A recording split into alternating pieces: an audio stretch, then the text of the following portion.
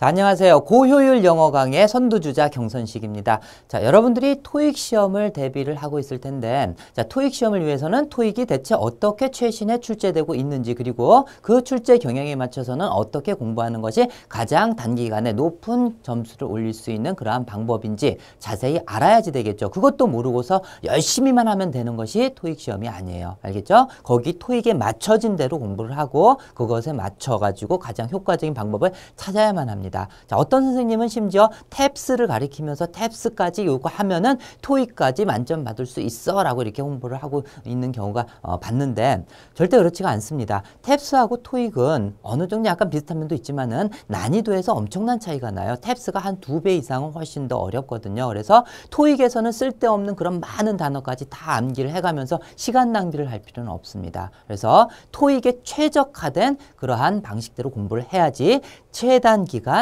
최대의 효과를 얻을 수가 있다는 얘기예요. 자, 그래서 이번 시간에 토익 출제 경향과 효율적 대비법에 대해서 제가 설명을 드리도록 하겠습니다. 자, 먼저 Part 1부터 Part 4까지 리스닝 파트죠.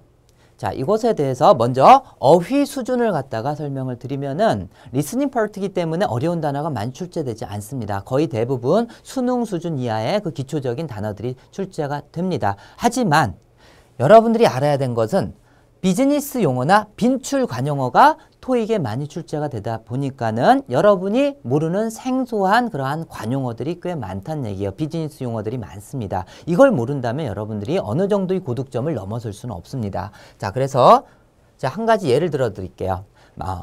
제가 많은 자료를 갖다 막 수집을 했는데 리스닝 파트부터 파트 7 독해까지 완벽하게 어휘를 다 추출할 수 있었던 시험이 바로 2011년도 10월 토익 시험이었습니다. 그래서 이걸 기준으로 해서 제가 말씀을 드릴게요. 자, 이때 출제 리스닝 파트에서 출제됐던 중요 그 비즈니스 용어나 관용어를 갖다가 예를 들어 설명드리면은 자, branch office 하면은 지사라는 뜻입니다. 하지만 이게 지사라는 걸 모르는 그런 학생들은 branch 가지 그리고 사무실, 가지 사무실 해가지고 지사야 이렇게 유추해가지고 독해 나온다면은 대충 유추를 할 수 있지만 리스닝이거든요. 한번 듣고서 유추를 하다 보면은 시간 다 지나가죠. 그죠? 그 문제 놓치기 쉽습니다. 자, 그리고 state of the art. 자, 이런 것도 자, 상태, 예술의 상태다. 이게 뭐야? 이렇게 하면 안 된다는 얘기예요. 아, 최첨단의 최신식에 해서 완벽하게 알고 있어야 된다는 얘기예요. 자, 그리고 mandatory. 자, 수능 수준의 단어이긴 하지만 꽤 높은 수준의 단어입니다. 그래서 mandatory 하면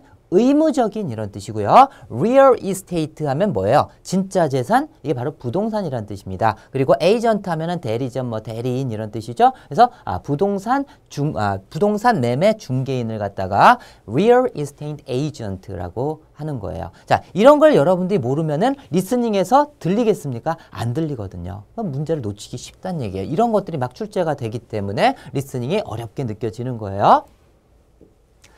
자, 그 다음에 이제 Part 5와 Part 6. 자, 이 부분은 어휘와 문법 문제입니다. 그래서 Part 5부터 보면 총 40문항입니다. 그리고 198점이 배점돼 있는데 어형 문제가 출제가 되고 문법 문제, 어휘 문제 이렇게 되어 있습니다. 그래서 어형 문제가 뭔지는 좀 이따가 예를 들어 드릴게요. 그래서 어형이라고 하는 것은 문법 플러스 어휘라고 생각하면 되겠어요. 그래서 7문항에서 12문항이 출제가 되고요. 문법 같은 경우는 12문항에서 15문항, 어휘 같은 경우는 16문항에서 20문항 정도 출제가 되고 있습니다. Part 6는 Part 5를 갖다가 한 긴 지문을 갖다 이렇게 있으면은 여기다 밑줄을 거놓고 하나하나씩 이렇게 빈칸을 채우는 건데 문제 형태는 거의 Part 5랑 똑같다라고 보시면 되겠어요.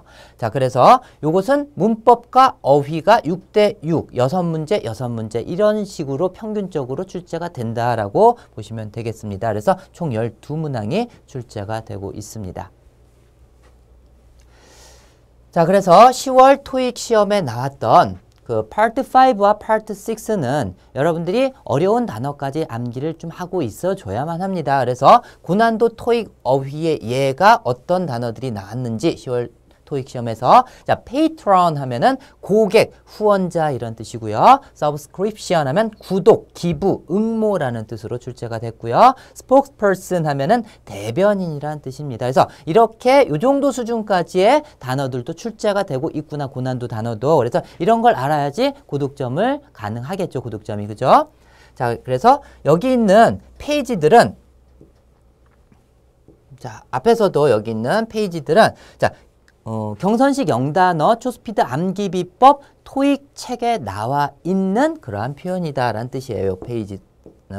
자, 그래서 다 나와 있다는 얘기죠. 자, 그리고 토익 파트 5와 파트 6 지금 하고 있는 중이에요.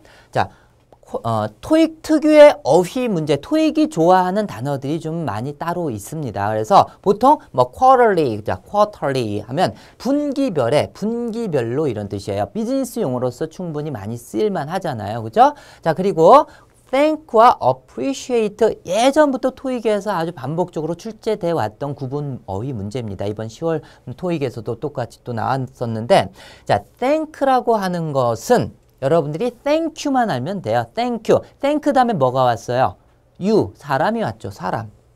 나머지 thank for appreciate는 사람이 아니라 고마워하는 내용이 나온다. 이렇게 구별하면 되겠어요. 그리고 thank you 다음에 for 뭐뭇에 대해서 고맙다면 for 이하를 나중에 써주면 된다라고 보시면 그렇게 공부하면 되겠죠. 자, 그래서 여기 있는 내용이 경선식 토익 책에 나와 있는 그대로 그 내용을 가져온 거예요. 여기서는 답을 한번 골라보세요, 여러분들. 자, 뒤에 뭐가 나왔습니까? 당신의 친절함에 감사한다는 얘기죠. 자, 그러면 thank입니까? appreciate입니까? 자, thank 다음엔 사람이 나오고 appreciate 다음엔 고마워하는 내용이 나오죠. 자, 그러니까 고마워하는 내용이죠. 친절이니까. 그죠? 그래서 appreciate를 골라라. 이런 문제로 출제가 된다는 얘기예요.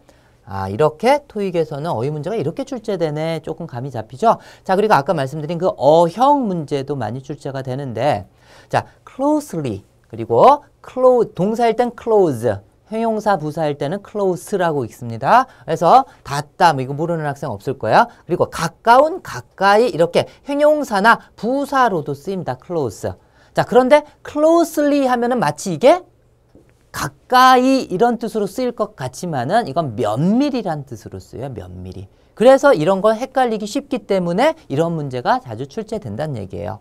자, 역시 토익 책에 나와 있고요. 자, 그 다음에 highly 하면은 매우 이런 뜻이고요. high 하면은 높은, 높게 이런 뜻인데 보통 우리가 모르고 있으면 highly가 높게라고 오해하기 쉽죠. 그래서 이런 문제가 또 잘 출제가 된다는 얘기예요.